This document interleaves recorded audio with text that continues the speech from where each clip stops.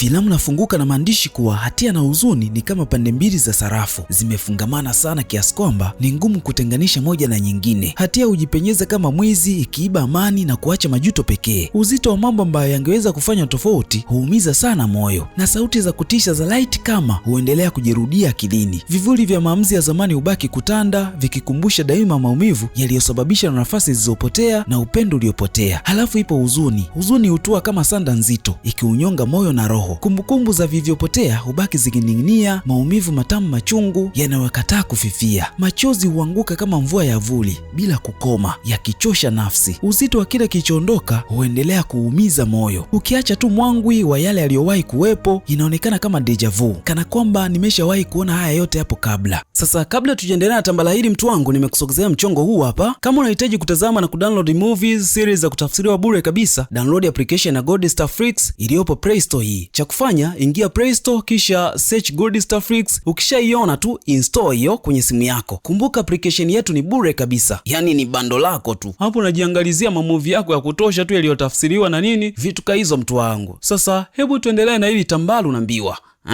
Huyu dogo anaitwa Solomon. Kuna pisi moja anaifukuziaga hapa mtaani na nini, lakini haimtakagi kabisa. Solomon akajikosha yeye ni mwenyeji mitaa, na kama kuna kitu hajakipenda basi amwambie yeye atakishughulikia hapa. Kambi bado amekaza tu, anaweza kujimudu mwenyewe. Cha kwanza, unajua hawa wavulana wa huu mtaa watakusumbua. Cha pili, nipo hapa kukulinda. Unajua ni mzuri sana. Kambi akamwambia, sijakwambia mimi ni mgeni hapa au unanichunguza? Vipi kama ni kweli? Mchizi akaendelea kujikosha kishenzi hapa na nini, anajua amehamia hapa wiki iliyopita na nini, lakini Kambi hakutaka kabisa kufatwafatwa. Wakati wanazozana, Solomon akampalamia shemeji yake.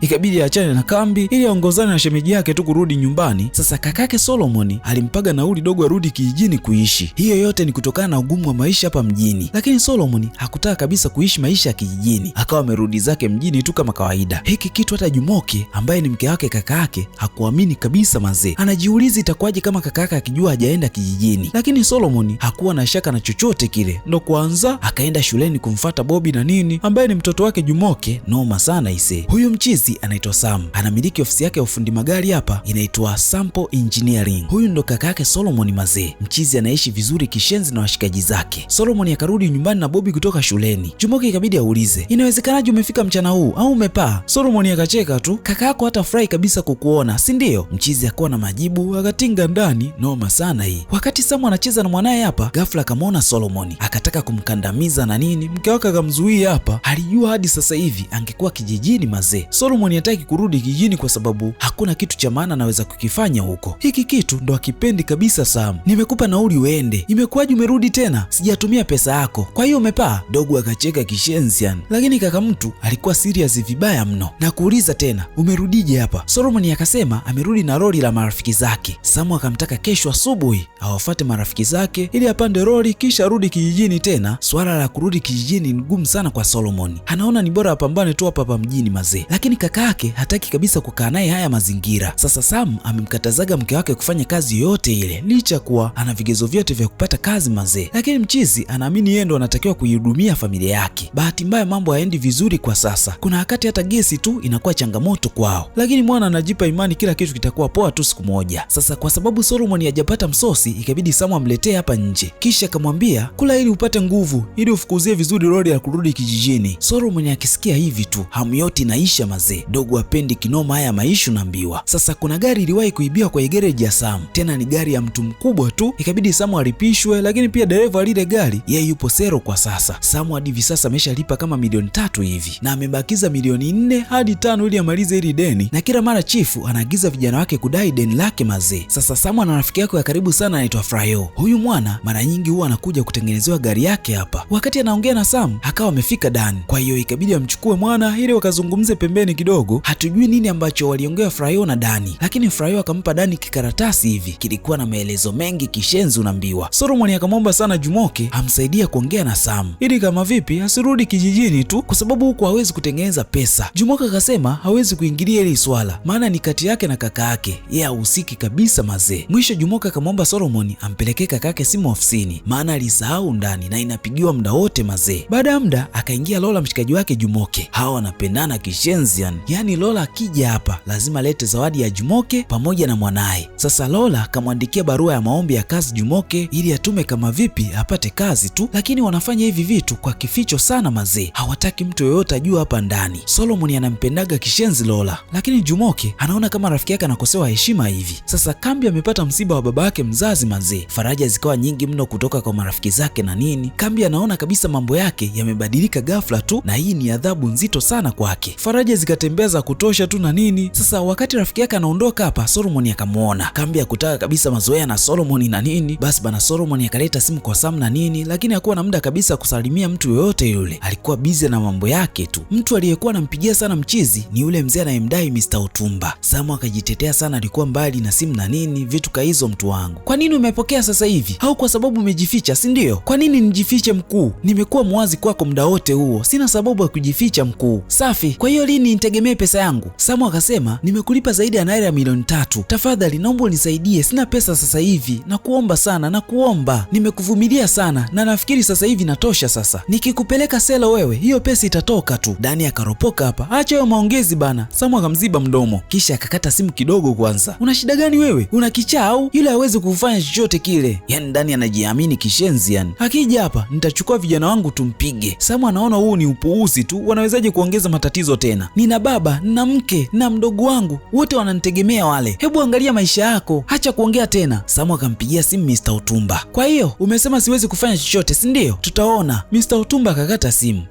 Sam akajua mchizi yuko serious sasa. Upande wa Solomon huku yeye anaendelea na uwindaji tu. Wakati anatembea akakutana na Kambi tena. Kwa nini unanisumbua? Penzi langu limekuwa usumbufu. Kambi akaomba kama 100,000 hivi, ila wanawake. Kambi, unataka kuitumia nini hiyo 100,000? Unafikiri sina pesa eh? Haya, nipe hiyo pesa. Kwa hiyo ndio maana ulikuwa na yule mchizi mwenye gari, si ndio? Solomon, mambo yangu hayakuhusu. Yule alikuwa rafiki yangu na dereva wake. Mimi nakwambia wanaume hawaaminiki. Nipo hapa kukulinda. Wewe ni mjinga au kiziwi? Jilinde mwenyewe kwanza. Kambi, nitatengeneza pesa ujue. Hongera, nitakutunza ujue. Unadhani maisha ni kama movie, si ndio eh? Nitakuwa mhusika mkuu na wewe utakuwa msaidizi wangu, sawa? Mchizi akakataliwa kwa mara nyingine tena mazee. Sasa Sam leo amerudi nyumbani akamkuta mke wake amejipimpa vibaya mno. Haamini kabisa kama ni mke wake huyu. Kapendeza kishenzi yani. Akakuta na vitu ambavyo Lola amemnunulia Bobby na nini. Basi vibe lilikuwa kubwa mno. Washikaji wanapendana sana hawa. Sasa Jumoke amenunua zawadi kwa ajili ya mchizi na nini, kwa sababu leo ni Valentine. Sam yeye hata hajui kama leo ni Valentine mazee. Alikuwa anashangaa kuona watu huko mtaani wamevaa nguo nyekundu aise. Yaani hajui kama leo ni Valentine. Yaani wanaume hayo sio mambo yetu kabisa. Mambo ya Valentine. Yaani anaweza kapita hata hatujui. Basi maneno ya Faraja yakapigwa mengi mno kwa ndege wanaopendana na nini. Bibi akampa zawadi nyingine Sam.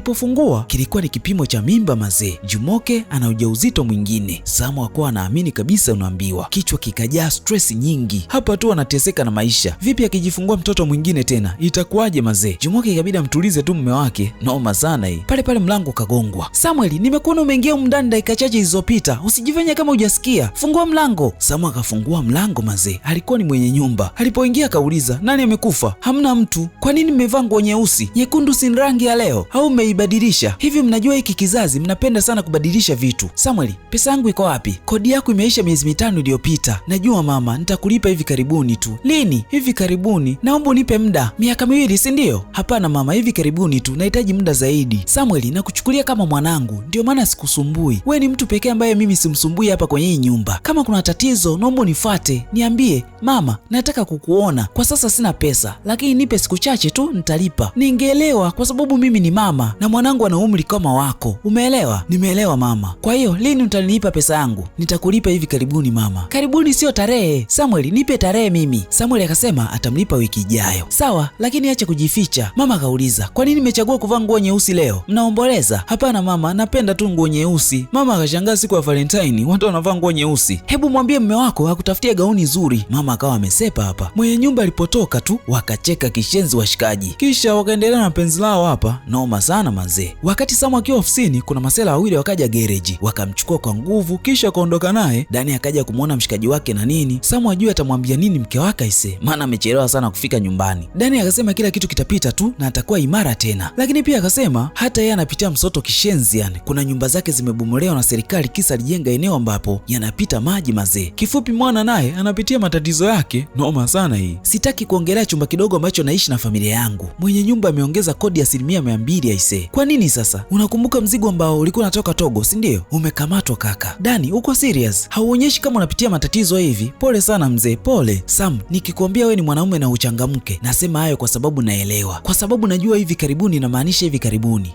Mwenye dimo, maisha ni hazina, si ni hivyo? Otumba ni kesi ndogo sana. Ukipata pesa tu we mlipe. Na itoa wapi hiyo pesa mzee? Angalia duka langu limeisha. Kwa hiyo utajiua? Hebu kunywa supu bana ufurahie.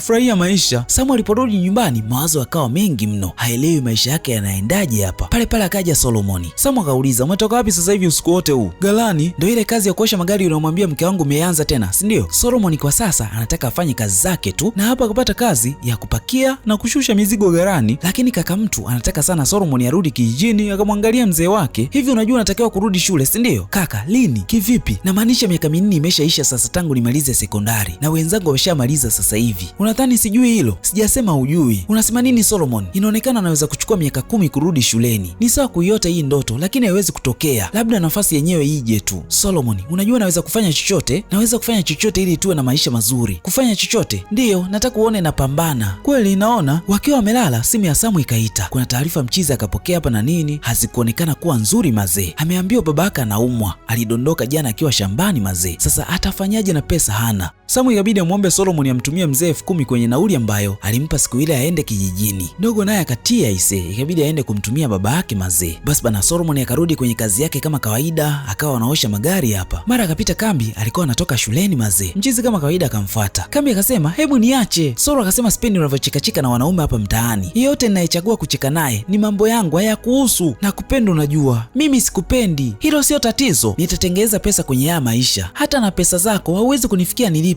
Bibia akataka kusepa hapa, mwana akamtangizia. "Sikia, nitapiga kelele. Kwa nini? Unanichukia? Solomon au sijui nani unajiita. Sikuchukii na sikupendi pia. Sina kitu cha kufanya na wewe. Umefanya mtihani wa jump?" "Hapana, mimi nimefanya na nilipata 294. Hivi karibuni nitaenda chuoni. Wewe utakuwa hapo naosha magari tu. Umeona tuko kwenye dunia tofauti eh? Kwa nini hauoni hilo?" Solomon akasema, "Wewe ni kichaa. Mambo ya kuosha magari yameingiaje kwenye kukupenda wewe sasa? Kwa nini unaleta mambo ya jump na chuo hapa? Hivi unafikiria kama ingekuwa mwaka jana ungeongea na mimi wewe? Usingethubutu hata kidogo. Nipo naosha magari na wewe unatembea kwenda na kurudi kama shetani tu. Gari yako iko wapi sasa eh? Mimi tajiri mdogo. Bora nilikuaga tajiri. Hiyo ndo tofauti. Hebu acha nilikuaga. Hayo mambo ya zamani huko. Bora najua. Hebu toka hapa. Kwa sababu nakupenda unajikuta mayele." Mchizi akamkataa mazee. "Hauna sura nzuri, kalio pia huna. Hebu nitokee hapa. Kazi kukuza tumbo tu." Msela akachoka. Hii comeback hata Kambi ya kuamini kabisa mazee. Siku nyingine tena Frayo akaja hapo ofisini. Akamuulizia Dani na nini, lakini Sam hajamuona tangu asubuhi mazee. Frayo akasema Dani hayuko vizuri. Sam naye akadakia. Dani kaniambia matatizo yake. Kuanzia hapo nikasema sitaongea kuhusu matatizo yangu tena. "Kwa hiyo ulikuwa umuoni hata usoni?" Sam akasema Dani alikuwa anakuja hapa na tabasamu tu. Anacheza na sisi kama hana matatizo vile. Mimi sidhani kama naweza. Sielewi Dani kawezaje mazee. Anapambana mno. Mimi Frayo na hapa kwa Mungu kabisa, nikiona chochote ambacho kitanitoa kwenye haya maisha nitafanya ise. Frayo akasema na rafiki yake mmoja hivi mambo yake hayakuwa mazuri mwanzo na nini, lakini sasa hivi anafanya vizuri tu, mambo yake yamemnyokea kabisa. Ikabidi nimuulize siri yake. Akasema ameuza figo yake moja. Samu haamini kabisa mazee. Bado ni mzima. Kwa nini asiishi sasa? Kwa hiyo unaweza kutoa figo yako moja na usife? Unadanganya. Niko serious mzee. Hata mimi nilifikiria haiwezekani. Lakini na mjomba wangu mmoja ni daktari. Alinieleza akasema kwa figo moja tu unaweza kuishi hadi miaka 80. Nafanya nini na figo mbili wakati naweza kuuza moja? Kwa hiyo umeuza figo moja? Hapana, sijauza mzee. Umeuza yako, acha kunidanganya ise. Frayo akasema amesema tu, lakini sio wazo baya mzee. Samu hakutaka kabisa kufanya biashara ya figo ise. Noma sana hii. Maisha ya Samu yanazidi kuwa mabaya hapa. Pesa hana na hali ya babake inazidi kuwa mbaya. Anashindwa hata kumleta hapa mjini aishi naye na nini kwa sababu ana pesa tu. Jumoka ikabidi amwambie Samu ukweli. Akasema anaenda kwenye interview wiki ijayo. "Sawa, unataka twende wote?" "Hapana, ni interview ya kazi, tena hatua ya pili." Samu akashangaa. Kwa nini hajaambiwa hadi anaenda kufanya interview ya pili? "Haya, ushajua. Kwa nini unataka kazi?" Jumoka akashangaa. "Upo serious unauliza hilo swali? Hali ya maisha yetu inahitaji walau kazi 4. Sielewi unaongea nini. Unafikiria ninachofikiria kweli?" "Vyovyote ulivyosikia ndio nilivyosema. Kwa sababu sikuelewi pia. Kwa nini unapinga hili? Kwa nini unapinga nisipate kazi? Angalia, nataka kufanya kazi. Tafadhali, hutaki chochote. Niko hapa, nitakuhudumia. Utanihudumia?" "Samuel, tunaishi maisha ya shida, halafu hutaki nisaidie. Kwa Kwa nini huoni vitu unavyoona mimi? Una mimba, hebu tulia. Hivi nitakuwa mwanaume aina gani nikiruhusu uende huko nje? Watu wakuone nje unahangaika kwa ajili ya pesa. Watasema nini kuhusu mimi? Kwa hiyo yote haya kwa sababu ya kiburi chako tu. Samuel, ni bora uteseke kuliko mimi kuchangia, si ndio? Ni bora unione sina msaada, si ndio? Unaona bwana nikae naangalia familia yangu inateseka ili wewe ujisikie mwanaume, si ndio? Sasa hivi sio wakati wa kupaisha kiburi chako. Mchizi akataka kwenda kulala sebuleni na nini. Jumoka akasema fanya utakavyo tu. Mchizi kampenya hii. Ikabidi akae tu. Ulikuwa ni ugomvi mkubwa kishenzi mazee. Jumoka anaona atendewe haki kwenye nafasi yake kama mwenza mazee. Siku iliyofuata kazini, Samu akakutana na njema moja imetumwa na Otumba. Imempigia sana simu lakini mwana hakuwa anaokota na nini. Mchizi anachokitaka ni Samu aende kwa Otumba tu maana hajamlipa pesa yake. Furayo ikabidi aingilie hili jambo mazee. Wakatoana pembeni waongee vizuri na nini. Furayo akamtetea kishenzi mwanae pale. Mchizi akasema wote lazima muelewe, mimi ni mwajiriwa tu, nafuata maelekezo. Tunaelewa mkuu, lakini mpe muda rafiki yangu hata leo tu. Mchizi akasema atarudi kwa Otumba kisha atamwambia kuwa nimefanya upelelezi wangu, nimegundua kuwa yule mtu hayupo, ameenda kwa mzee wake. Lakini pia ili tuongeze uzito, lazima tuseme mzee wako anaumwa. Kitu kingine ambacho nataka nikushauri, funga duka lako. Chukua familia yako kisha iondoe kabisa haya maeneo, kwa sababu mkibaki hapa lazima Otumba atakupata tu na utailipia hiyo pesa hadi mwisho, iwe kwa kupenda au kwa kutokupenda. Washikaji wakapokea ushauri mazee. Kwa mara nyingine tena Solomon akakutana na Kambi, akaomba msamaha kwa kila ambacho alikifanya mara ya mwisho na nini, lakini Kambi yeye akasema alimaanisha kila neno alilolisema siku ile. Hey, yani bibi hamtaki kabisa mchizi. Solomon kafukuzia ndege ambaye sio saizi yake na nini, anabaki na mawazo tu.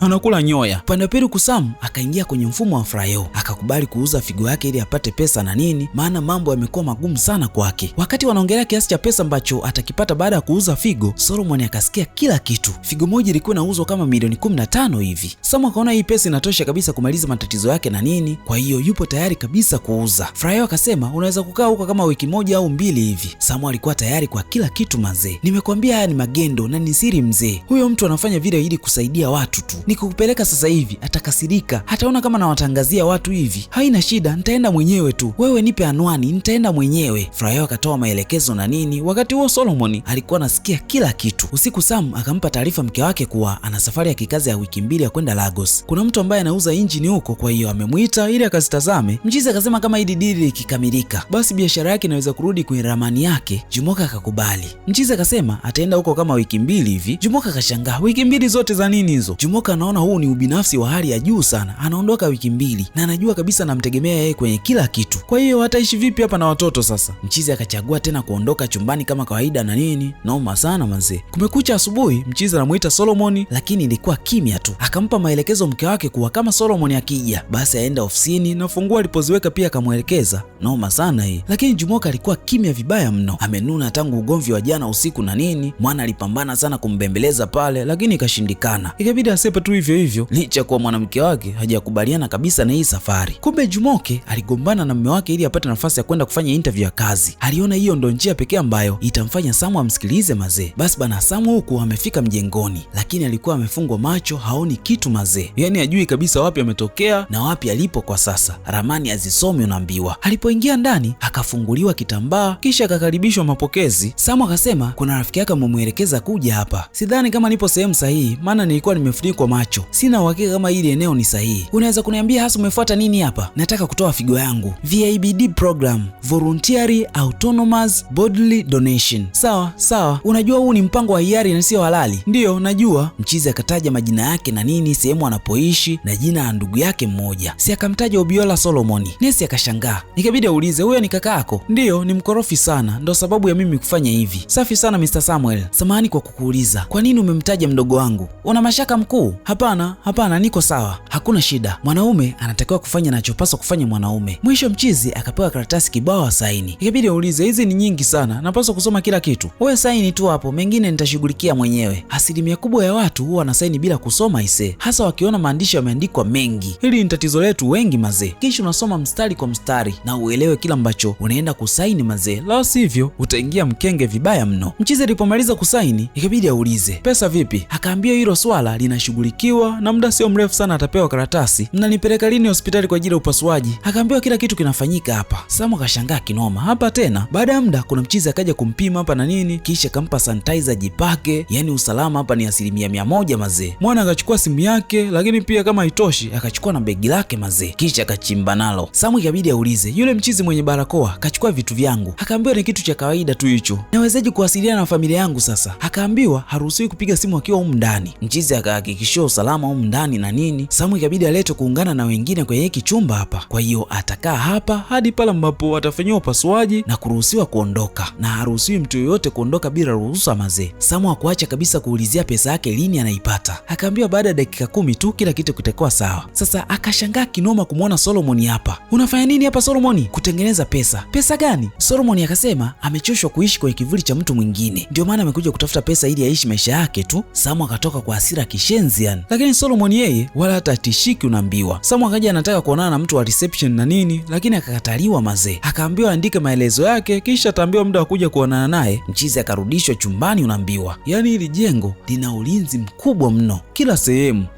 Samu muda wote alikuwa kwenye dimbwi zito la mawazo. Unaambiwa haelewi mdogo wake amefuata nini hapa, lakini Solomon hajali wala nini, anapiga kinywaji cha baridi na pisi yake pembeni. Unaambiwa Samu akiwa hapa akaja huyu mchizi ncha pombe kishenzi yani yeye muda wote anakunywa pombe tu. Mchizi akasema rafiki yake aliwahi kufanya VIBD, alikuwa anakunywa pombe hadi asubuhi siku ya upasuaji, na yuko vizuri tu kiafya, hana shida yoyote ile, kwa hiyo ndo maana anakunywa hata yeye. Mchizi akajitambulisha kwa jina la Clement na nini, nimekuona tangu umefika hapa hautulii kabisa mzee, sijui lakini nahisi nimefanya chaguo sahihi. Clement akasema chaguo lolote ni nzuri kwa ajili ya kesho yako, amini hivyo mzee. Mchizi akamtia sana moyo Sam na nini, kwa kidogo mchizi akawa amepoa hapa. Clement akasema kidogo amepata ahueni baada ya mke wake kupokea milioni 7 tayari. Sam akauliza mkeo anajua unafanya hivi? Mchizi akasema hapana, anajua nimesafiri kikazi. Sam naye akasema amemwambia hivyo hivyo mke wake, kwa hiyo kaaga amesafiri kikazi. Clement akasema yupo hapa kwa siku 6 sasa, lakini zamu yake inaweza kuwa kesho au kesho kutwa. Huku Jumoke ana wasiwasi kishenzi yani, kampigia sana simu mume wake na nini, lakini hampati mazee, na sio kawaida yake kabisa hii. Yani hata kama akisafiri lazima azungumze naye tu, atatafuta kila namna, lakini leo kimya kimezidi mazee. Sasa upande wa pili huku kila mmoja akaanza kutoa historia yake kwa nini amekuja hapa. Huyu anaitwa Chika akasema na watoto 2. Mume wangu alituacha miaka 3 nyuma, kuanzia hapo nimekuwa nikiteseka tu, nafanya kazi ya usafi lakini pesa haitoshi. Mwezi uliopita mwanangu aliugua malaria, wakati huo alikuwa anapambana sana na sickle cell, sikuweza kulipia matibabu, mwisho akafariki. Siwezi kumpoteza kijana wangu pia, nahitaji pesa ili aishi maisha mazuri, siwezi kumwacha teseke kama alivyoteseka yule mwingine, ndio maana niko hapa. Naitwa Benson, nauza nguo sokoni, lakini watu hawana pesa za kununua nguo tena, kwa hiyo biashara ni mbaya sana. Mwezi uliopita mdogo wangu alikamatwa na polisi kwa kosa ambalo hakulifanya kabisa. Polisi wakadai kama naira milioni 1.6, yani milioni 1.6 ili wamwachie mtu ambaye hana hatia. Siwezi kumwacha ozee jela mdogo wangu, ni ndugu yangu pekee ndiye naye, lakini bado tunatakiwa kumzika mama. Ni miaka 2 sasa imepita tangu amefariki, mpaka sasa yuko mochwari tu, natakiwa kumaliza yote haya. Sasa huyu anaitwa Fosi, ndoto yake kubwa ni kuwa mwigizaji mkubwa Nigeria. Kwa hali ilivyo Nigeria hauwezi kutoboa bila pesa au connection, ndio maana amekuja kuzitafuta pesa hapa. Na kama haitoshi, wazazi wake wanataka olewe na mwanaume ambaye hampendi kabisa na ni mkubwa kama babu yake tu, kwa hiyo anaamini kama akiuza figo yake ataweza kutengeneza filamu yake peke yake mazee. Huyu anaitwa Gabi, amemaliza shule akiwa na umri wa miaka 21 tu, kwa hiyo ana degree ya uhasibu hapa na nini, lakini bado hajapata kazi. Ametafuta sana kazi lakini hajapata mazee, kwa hiyo hawezi kuishi kwa kumtegemea babu yake na nini, hata wao wana pesa ya kutosha mazee. Kwa hiyo kama mtoto wa kwanza mwenye wadogo zake anapaswa kusimama mwenyewe, kwa hiyo ndo maana yuko hapa mazee. Huyu anaitwa Tunde. Huyu mchizi yeye alikuwa anafanya kazi ya ujenzi, lakini bahati mbaya akapata ajali akiwa kazini mazee, lakini kampuni ambalo alikuwa analifanyia kazi likagoma kabisa kumtibia. Na kama haitoshi, kwa sasa mke wake ana ujauzito wa mtoto wa 3 na hakuna pesa ya kutosha ise, ndio maana mchizi yuko hapa. Solomon akasema ndoto yake ni kutengeneza maisha mazuri, apate elimu bora, na kama haitoshi asimame kwa miguu yake mwenyewe. Samu akasema mwaka mmoja uliopita kuna gari iliibiwa dukani kwake, japo alikuwa kusudi lake, lakini mwenye gari akamhusisha yeye tu, akalazimika kulipa kila kitu. Yaani baada ya kuanza kulipa lile deni tu, biashara yake ikafilisika, ikawa ngumu kuijali familia yake na nini, na ameshalipa kama milioni 3 hivi, zimebaki milioni 4 au 5 hivi, na mwenye gari anadai sana mazee. Lakini pia mke wangu anatarajiwa kujifungua, natakiwa kumjali sana mke wangu na mtoto atakayekuja. Nina mtoto mdogo pia wa kike. Huyu mchizi ni mdogo wangu, naye nafikiria ananitazama mimi. Haya sio maisha ninayoyataka kwenye familia yangu, lakini sikati tamaa, najua nitarudi tena. Najua hizi pesa zitanisaidia sana kutengeneza maisha yangu tena. Clement akashukuru kisha akawapa moyo wote waliofika hapa. Solomon akataka kujua story ya Clement, lakini mchizi hakuwa tayari kabisa kuelezea historia yake. Usiku Samu akasema, Solomon, najua unahisi nimekuferisha. Una kila sababu ya kujisikia hivyo. Nataka kujua kitu ninachokitaka kama kaka yako. Ni maisha mazuri. Hicho ndo ninachokifanya hapa. Kupambana kwa ajili yako, Jumoke, Bobby na sisi sote. Solomon, kukuona hapa nimeumia moyo wangu. Please, nakuomba usifanye hivi. Niache mimi ndo nifanye. Samueli alimwomba sana Solomon asifanye hiki kitu, lakini ndogo hakuwa anaelewa chochote kile. Ameshaamua haya ndo maisha yake mazee. Upande wa pili kwa hali ya Jumoke ni mbaya mno. Lola akamkuta mshikaji wake amechoka kishenzi, yani alikuwa analia tu. Hampati mume wake kwenye simu na hajala chochote kile. Yani Jumoke hampati yoyote yule, sio mume wake wala shemeji yake mazee. Wote hawapatikani. Lola ikabidi amchukue rafiki yake ampeleke hospitali kwa pesa yake mwenyewe. Maana hapa alipo Jumoke hana pesa na hana chochote kile. Muda fulani hivi Clement akaja na bia yake kupiga story na Sam. Sam alikuwa na mawazo kishenzi kuhusu hali ya mke wake na nini. Hadi hapa anafikiria kuondoka tu kesho asubuhi. Sasa kutokana na mawazo aliyokuwa nayo Sam, akamwomba Clement kama vipi apige fundo kadhaa la bia na nini ili kupunguza mawazo tu, na story nyingi sana zikapigwa hapa mtu wangu. Noma sana hii. Usiku kila mtu akiwa amelala, Fosi akaona mtu anatoka nje. Akawa na mashaka kishenzi, yani anashangaa ni nani huyu. Alipotazama akaona ni Clement Chapombe.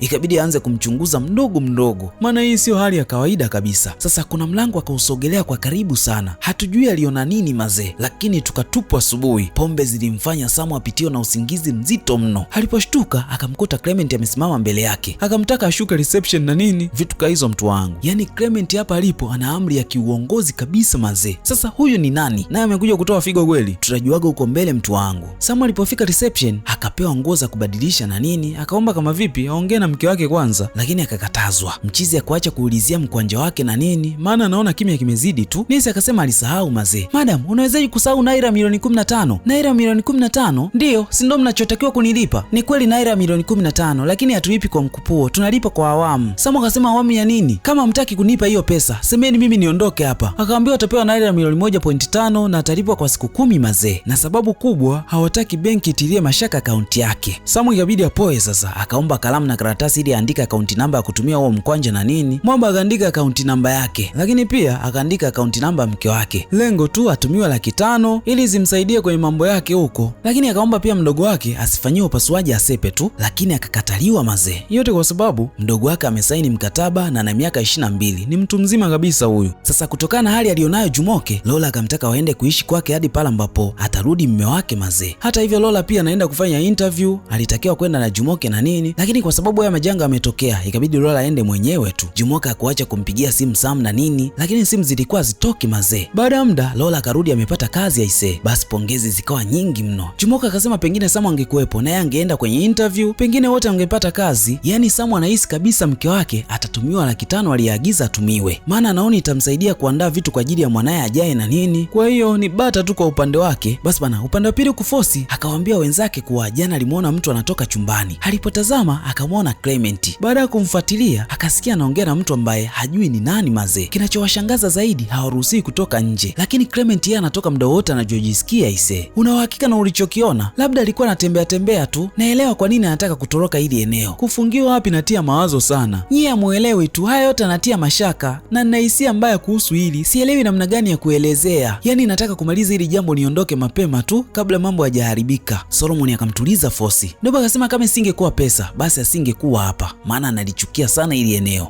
Huku ndani Clement anamtazama sana Samu akiwa amelala mazee. Hatujui ni nini ambacho kinaendelea hapa. Ana nini huyu? Maana huu sio mtazamo wa kawaida kabisa. Sasa Samu aliposhtuka akauliza, "Wengine wako wapi?" Akaambiwa 3 wako nje na wengine ni zamu yao leo, kwa hiyo wameshatoka mazee. Samu akasema, "Hivi umegundua hakuna mtu mpya aliyeongezeka hapa tangu tufike sisi?" "Kaka, utajuaje wakati hauruhusiwi kutoka nje? Utajuaje kuna mtu mpya amekuja hapa? Kwa nini haturuhusiwi kutoka nje?" Clement akapotezea kisha akawa amesepa kuangalia chakula mazee. Samu akiwa hapa akaona kikaratasi kwa kitanda cha Solomon. Kilikuwa kimeandikwa kama kila ambacho alipewa na Frayo kule garage. Noma sana hii. Akajua Frayo itakuwa naye kamleta mdogo wake hapa. Hali ya Jumoke na mwanae inazidi kuwa mbaya na nini. Kila mmoja alikuwa anajihisi baridi kali mno. Ni kama kuna kitu wanahisi hakipo sawa hapa. Bobby akasema amemuona baba yake kwenye ndoto anamwaga. Yaani mtoto amemuona baba yake anamwaga kwenye ndoto aise.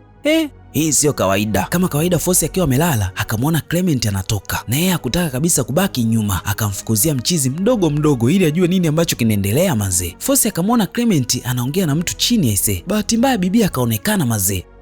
Akatoka spidi kurudi kitandani kisha akalala kama hakuna kitu kilichotokea. Lakini Clement alipofika akajua tu kuwa aliyemuona ni Fosi. Hakuwa na la kufanya, ikabidi amwache tu, anampigia mahesabu yake taratibu tu. Sasa kuna nini ambacho kinaendelea kwa Clement na kuna siri gani hapa mazee? Tutajua uko mbele mtu wangu. Samu hakuacha kumsihi mdogo wake asifanye hiki kitu na nini, lakini Solomon ameamua na arudi nyuma tena mazee, na amsikilizi mtu yoyote yule, anafanya kwa ajili ya maisha yake tu. Wakiwa hapa zamu ya Solomon ikafika mazee. Samu hakutaka mdogo wake aende na nini maana namlinda kishenzi, lakini ndogo mwenyewe sasa hasikii la mtu yoyote yule. Ikabidi Samu aanze kabla mdogo wake na nini. Roho ilikuwa inamuuma kishenzi, anampenda sana mdogo wake. Makumbato mengi mno yakapigwa hapa na nini. Sio ni makumbato ya mwisho haya, tutajua uko mbele mtu wangu. Wakati Fosi yuko bafuni akaja Clement akasema, unajua wanasema nini kuhusu paka? Wanajulikana kwa ujasiri. Unajua kilichomuua paka? Ugonjwa. Umekosea. Udadisi. Clement akasema, udadisi ulimuua paka. Unajua unaweza kuingia matatizoni kwa kutaka kujua mambo, si ndio? Naona umekuwa mdadisi siku hizi. Unanifuatilia sana Sielewi unaongea nini. Usicheze na mimi. Najua una akili zaidi ya hapo. Hata hivyo nusu ya watu waliokuja kwenye hili jengo nafikiri wewe ndo una akili kuliko wote. Una jicho la mwewe na unadadisi sana kama paka. Fosi akasema, sijui unaongelea nini mkuu. Usiniite mkuu. Una akili zaidi ya hapo binti. Hivi unajua kinatokea nini kwa wasichana ambao wasikilizi na kufanya wanachoambiwa? Wanapotea kwenye hii hewa. Utapotea milele. Watu hawatakukumbuka tena. Yaani utasahaulika mazima. Mchizi akaonyesha mguu wa kuku na nini. Unataka kusahau Miss Fosi, si ndio? Fosi bado haelewi mchizi anaongelea nini hapa. Clement akawa mkali sasa. Fosi akasema, hapana, sitaki kusahaulika. Bahati nzuri Gabi akawa ameingia mazee. Clement akajifanya kila kitu kipo sawa na nini. Fosi akaona hii ndo njia ya kusepa sasa, ikabidi asepe tu. Noma sana hii. Upande wa Samu huku amefika chumba cha upasuaji, lakini alikuwa na hofu kubwa mno moyoni mazee. Akauliza kama mke wake alitumiwa pesa. Nesi akasema hajatuma. Ulisema utamtumia na anahitaji sana hiyo pesa. Kwa nini hujatuma sasa? Nahitaji uwe mtulivu. Mchizi akagoma kufanya chochote kama hawatatuma hiyo pesa mazee. Nesi akamtaka alale chini achomwe hiyo sindano ya usingizi kwa amani kabisa, au amchome kwa namna ambavyo inamuumiza mchizi. Samu akataka kuongea na mhusika mkuu hapa na nini. Nesi akasema yeye ndo mhusika mkuu. Mwana akachoka kabisa unaambiwa. Huku chumbani Fosi akawaambia wenzake kuhusu Clement. Kuna kitu hakipo sawa kabisa kwake. Fosi akataka kujua Clement ni nani mazee. Noma sana hii.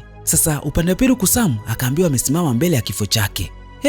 Unaongea nini? Tumesaini makubaliano. Akaulizwa kama alisoma nyaraka nzima na nini, hana majibu. Alisaini tu. Kwa hiyo alisaini bila kujua kinachoendelea mazee. Mchizi akajua huu ni utapeli unafanyika sasa. Ni mpango tu huu. Yaani haya ndo madhara ya kusaini kitu bila kusoma. Hakikisheni wanangu mnasoma kila mnaposaini. La sivyo mtaingia matatizoni bure tu bila nyie kujua. Msiamini sana watu. Na kama haitoshi, akashangaa kumwona mwanae Frayo ni miongoni mwa wauaji mazee. Na ndiye kamleta Solomon hapa pia. Samu akachoka kabisa unaambiwa. Samu akataka kujitoa kufanya hili zoezi mazee. Washikaji wakatumia nguvu, alipiga kelele kishenzi unaambiwa. Kumbe watu ambao wanakuja hapa wote sio kama wanakuja kuuza figo, bali wanakuja kuchuna viungo vyote ambavyo wako navyo kwenye mwili. Kisha kuna mtu mmoja tu anaenda kuuza huko viungo na anapata pesa nyingi sana. Samu alikuwa anapiga kelele kishenzi yani. Huku chumbani pia wakasikia zile kelele. Ile wanataka kutoka nje, Clement akawazuia. Huku Samu anaendelea kupiga kelele na kumpa taarifa Solomon akimbie. Mwisho washikaji wakamzimisha kabisa Samu. Kazi ikawa rahisi kabisa kwao. Solomon akauliza, kwa nini anasema ni utapeli? Clement akasema kuna wengine akichoma sindano ya usingizi wanapiga makelele na kusema ovyo tu. Fosi akasema anadanganya. Usiniangalie hivyo. Kwa nini una bunduki? Kila mtu kashangaa. Ana bunduki tena? Nilijua kuna kitu hakipo sawa kwake. Nini kinaendelea kwenye hili eneo? Clement akatoa bastola yake sasa. Hakuna kujificha tena.